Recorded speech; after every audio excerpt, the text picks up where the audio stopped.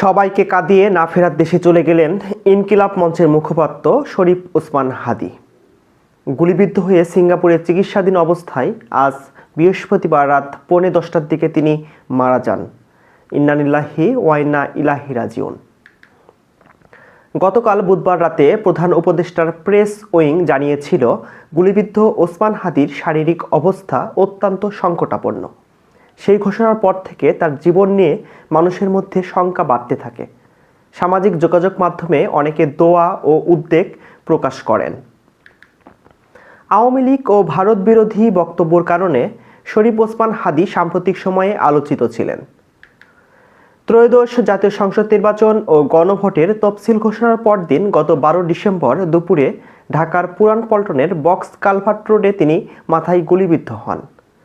তদন্ত সংশ্লিষ্টরা হাদিকে গুলিবর্ষণকারী হিসেবে নিষিদ্ধ ঘোষিত ছাত্রলীগের এক নেতাকে শনাক্ত করে। ওই আসামি ভারতে পালিয়ে গেছেন বলে আলোচনা রয়েছে। ঢাকা 8 আসনে সম্ভাব্য স্বতন্ত্র প্রার্থী ছিলেন ওসমান হাদি।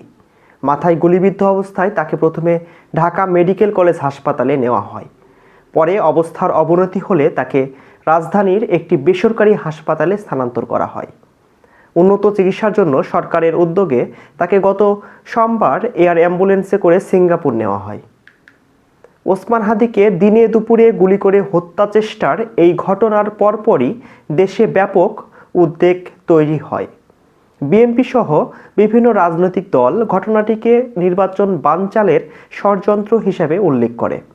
অনেকে আশঙ্কা প্রকাশ করেন, নির্বাচনের পথে গুপ্ত হামলা নাশকতা বাড়তে পারে। গুলিবিদ্ধ হওয়ার 1 মাস আগেই হত্যার হুমকি পাওয়ার কথা প্রকাশ্যে জানিয়েছিলেন শরীফ ওসমান হাদি।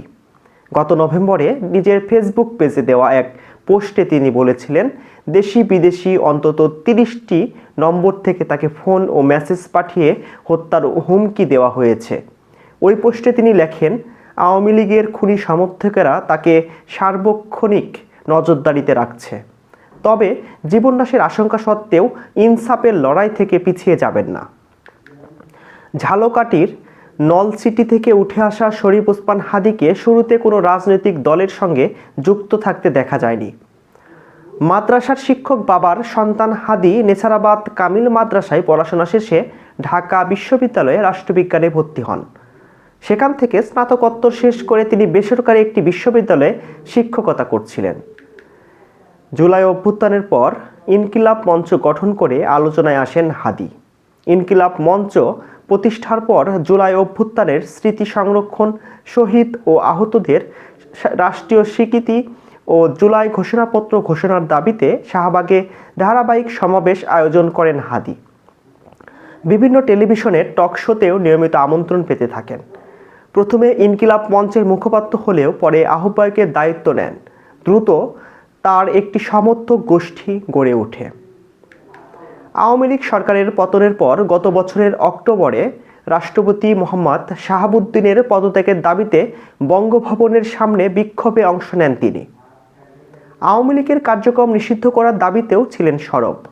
প্রধান উপদেষ্টা অধ্যাপক মোহাম্মদ ইউনূসের নেতৃত্বে জাতীয় সরকার গঠনের পক্ষেও প্রকাশ্যে মত দেন। গত বছরের ফেব্রুয়ারিতে ধানমন্ডির 32 নম্বরে বঙ্গবন্ধুর বাড়ি ভাঙ্গার ঘটনায় সক্রিয় ভূমিকা রাখেন তিনি। জুলাই গণ অভ্যুত্থানের পর হাদি জাতীয় নাগরিক কমিটিতে যোগ দিলেও পরে নতুন দল এনসিপিতে যোগ দেননি, বরং ঢাকা 8 আসন থেকে স্বতন্ত্র প্রার্থী হওয়ার ঘোষণা দিয়ে কয়েক মাস ধরে মাঠে সক্রিয় ছিলেন। ফজরের নামাজের পর মসজিদের সামনে দাঁড়িয়ে ভোট চাওয়া, বাতাসা মুড়ি নিয়ে প্রচার, ভোটারদের কাছ থেকে অনুদান গ্রহণ ও ব্যয়ের হিসাব প্রকাশ সবই তিনি সামাজিক যোগাযোগ মাধ্যমে তুলে ধরতেন। ওসমান হাদিকে হত্যার এই ঘটনাকে নির্বাচনের প্রাক্কালে পলাতক শক্তির সহিংসতার একটা সতর্ক বার্তা হিসাবে দেখছে সরকার। ওসমান হাদির উপর হামলার ঘটনায় এখন পর্যন্ত 14 জনকে আটক ও গ্রেপ্তার করেছে পুলিশ ও র্যাব।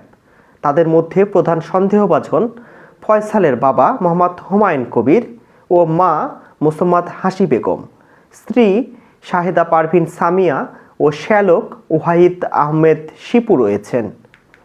গ্রেপ্তার বাকি ব্যক্তিদের মধ্যে রয়েছেন মোহাম্মদ নুরুজ্জামান নোমানী ওরফে উজ্জ্বল, মোহাম্মদ কবির, আব্দুল হান্নান, মোহাম্মদ হিরন, মোহাম্মদ রাজ্জাক, ফয়সালের বান্ধবী মারিয়া আক্তার এবং হালুয়াঘাট সীমান্তে মানব পাচারকারী হিসেবে পরিচিত শিমিরন দিও ও সঞ্জয় চিসিম।